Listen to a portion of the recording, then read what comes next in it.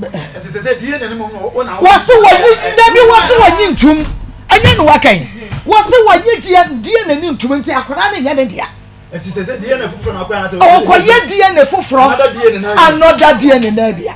DNA na wo say woni ebintu. Wo say the same DNA fufro. Ade nyankopon. Say wo say. Me akwa brain na wo me like seriously. I said now okay, nobody wants you. DNA na yeah no. Obetua ye sika. Yeah, kwa wo ko we baby no problem. Obetua ye sika na kan ye we ya. Because who was Saben kwa tia kwa jesutro.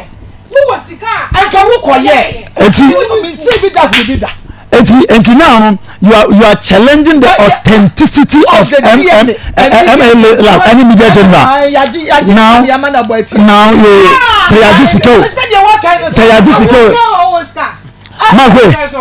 Mark. Omo kasa. We kasa. Ke no kasa. O kasa omo praise ka. When ya ba. Fani ya ba ne brebe. What is say? What did I see ba? Na eye me na me nim sa de de ne ba ko. Marco. Na me nim sa resource ne ba ko. Second to say. Police ni free. Second to say. Omo kra to say o man sofo a. So omo kra to say o man sofo a.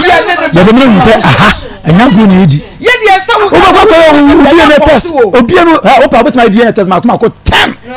Obi no ni challenge. But ade say what you say no wo sika. Nka kokoye. Uni sika ntina ye ma wo no. It say ye ma na say ye machine say ye adwuma nye papa. Lab so ade ye papa. Na uni biye ne bia o me papa. E wo me yankwa koye sa e no ho de a. E ye koye sika mai. Jessica de ye beche. Na wa ko say we mo nye papa. Na wo mo nye papa. I don't want to say that be o ma ko me wa papa o mo yanko ye. Scan the sponsor, but me baby me ji o mu die. Yeah, me kwa akotwe me. Because you can't sit here and discredit the authenticity of a whole company. Ah, me laughs. I'm telling you, I say kabedem. Enti, Mr. Kenneth. I say now and you want me to obey man so for Tuesday ya becho. Eh footful. And you want me to obey man so for. Me say asema okay na the one na die le kwa ma no na titi say na me tu for say ade no de be ye wa e bia kwa na ye nkola bon say but ye mu bi ni say e de be ye wa eti baby I won say na no uni because case ni bi kafra case ni bi abahada ye ba ha na baba wa na ote ha e ye ne dia MMA labs and the previous ye mo be ye omo na ye di ene mai from ever since I started media ma also the narration was different and the storyline was different but so we Kenneth story no and the grounds are original say enya ne banner ma any substance so when the grounds say any it is some of us yes I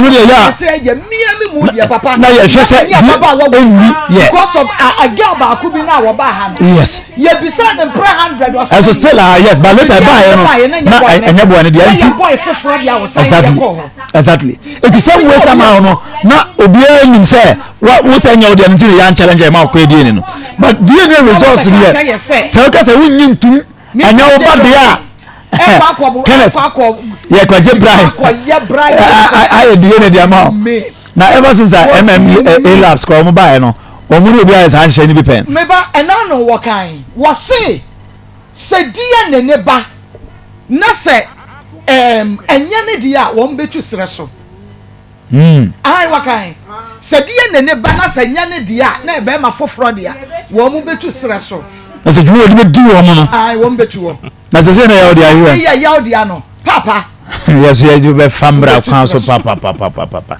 wona fofo de yo dio ma pen tufo papa bedru ta no na wona fofo no no mu wo mu nyina megina ho media obi afoso wo aka say ni say enya wo dia nani ni enya wo dia ye ti ase 100%.